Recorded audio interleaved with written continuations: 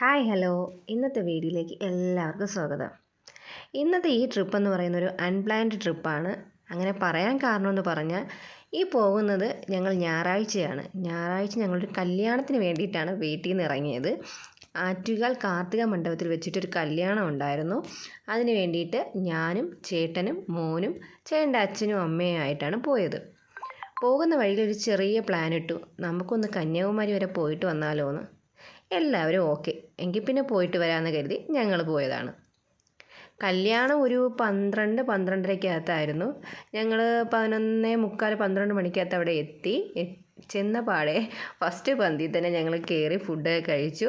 എന്നിട്ട് കല്യാണവും കയറി കണ്ട് അതെല്ലാം കഴിഞ്ഞിട്ട് നേരെ കന്യാകുമാരിയിലേക്ക് വിട്ടു.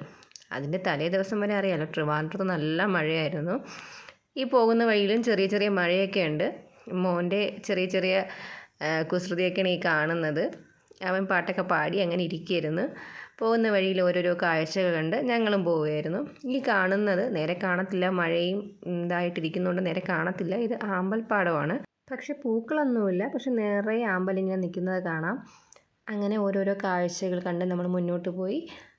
ഈ കാണുന്നതെന്ന് പറയുന്നത് നമ്മൾ കന്യാകുമാരിയിലോട്ട് എൻട്രി ചെയ്യുമ്പോഴത്തേക്കൊരു ഫീ ആണ്. തമിഴ്നാട് വണ്ടി ഒഴികെ ബാക്കി എല്ലാ വണ്ടികൾക്കും അവരത് വാങ്ങുന്നുണ്ടെന്നാണ് തോന്നുന്നത്. 50 രൂപയായിരുന്നു അവർ വാങ്ങിയത്.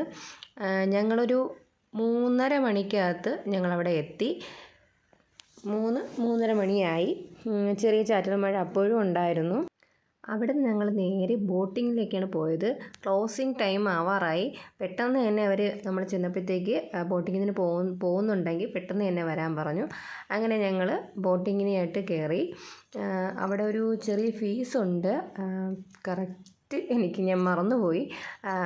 എന്തായാലും ഞങ്ങൾ ബോട്ടിൽ കയറി. അങ്ങോട്ട് പോകാൻ അധികം അപ്പോൾ തിരക്കില്ലായിരുന്നു. കാര്യം ക്ലോസിങ് ടൈം ആവാറായത് കൊണ്ട് തന്നെ കുറച്ച് പേരെ ഉണ്ടായിരുന്നുള്ളൂ.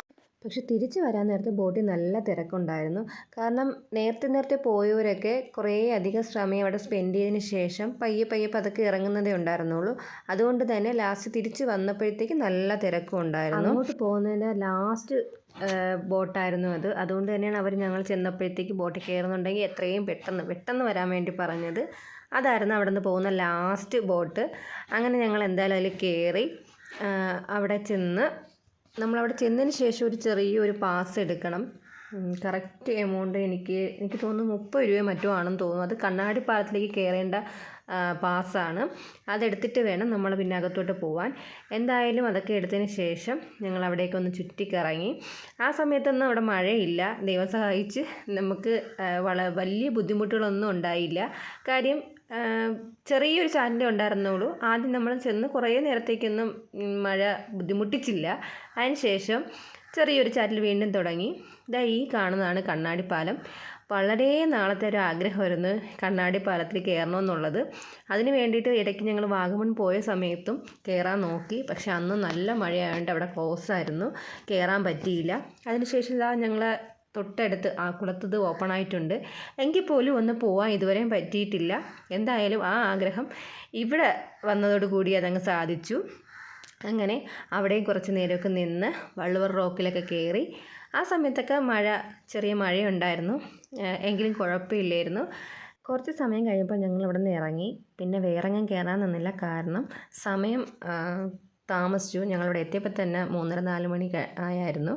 പിന്നെ ഇവിടെ നിന്ന് നേരെ ഞങ്ങൾ വണ്ടിയിൽ കയറി തിരിച്ച് വരുന്ന വഴിക്ക് വെളിയിൽ നിന്ന് ഫുഡൊക്കെ കഴിച്ച് വീടെത്തിയപ്പോഴേക്കും ഒരു 9-9:30 മണിയായി. അപ്പോൾ എന്തായാലും ഇന്നത്തെ ട്രിപ്പ് ഇത്രയേ ഉള്ളൂ. അപ്പോൾ ടാറ്റ, ബൈ ബൈ.